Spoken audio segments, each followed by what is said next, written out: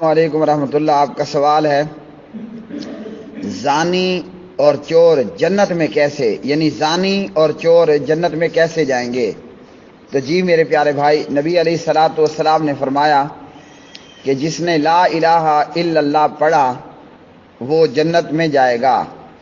صحابی عرض کرتے ہیں وَإِن زنا وَإِن سَرَقَ، اگرچہ وہ زانی بھی ہو اور چور بھی ہو۔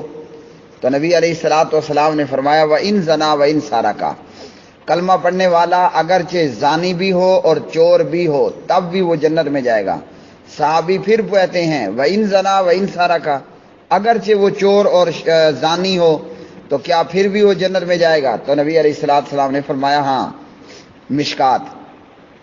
تو میرے پیارے بھائی، زنا، چوری، شراب خوری وغیرہ وغیرہ یہ تمام کبیرہ گناہ ہیں، اور ان گناہوں کی سزا اس زمین پر بھی ملنے والی ہے، قبر کے اندر بھی ملنے والی ہے، قیامت کے دل میں بھی ملنے والی ہے، اور یہاں تک کہ زانی چور جہنم کے اندر بھی پہنچے گا۔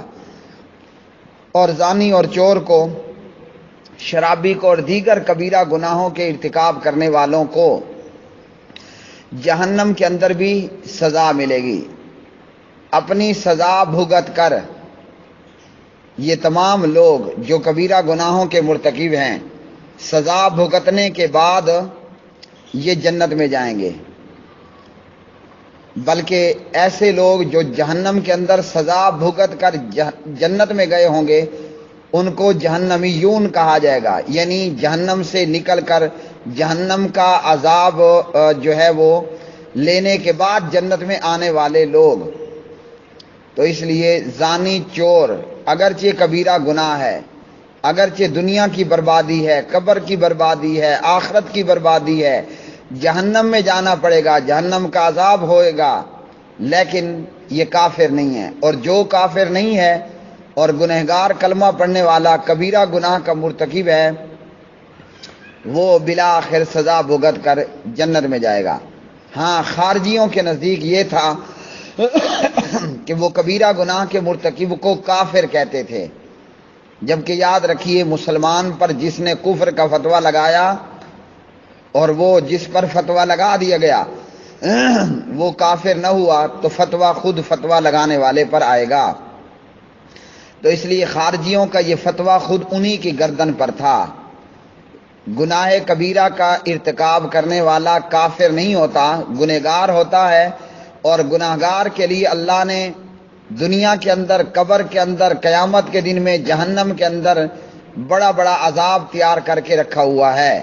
مثال کے طور پر پیارے نبی علیہ الصلوۃ والسلام معراج پر گئے اور آپ نے جہنمیوں کو دیکھا، جن میں سے کچھ جہنمی ایسے بھی تھے جن کے سامنے صاف ستھرا گوشت بھی موجود ہے اور گندا گوشت، سڑیل بدبودار گوشت بھی موجود۔ یہ جہنمی صاف ستھرا گوشت کھانے کی بجائے گندے گوشت کو کھائے جا رہے ہیں۔ پیارے نبی نے پوچھا یہ کون؟ فرمایا یہ وہ لوگ ہیں جو زناکار تھے، اپنی بیویاں حلال کا گوشت ہونے کی بجائے حرام کے گوشت میں منہ ماری کرتے تھے۔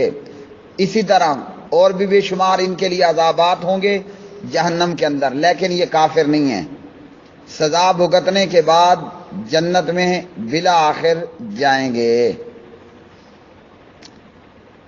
تو اللہ سبحانہ و تعالیٰ سے دعا ہے کہ اللہ دنیا، قبر، آخرت اور جہنم کے عذابات دیے بغیر اللہ ہمیں جنت میں لے جائے، اور وہ جنت عطا کرے جو عین اللہ کے عرش کے نیچے ہے، یعنی جنت الفردوس۔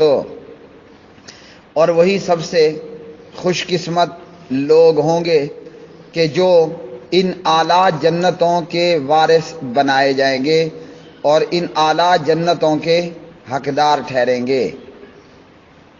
واللہ اعلم بالصواب۔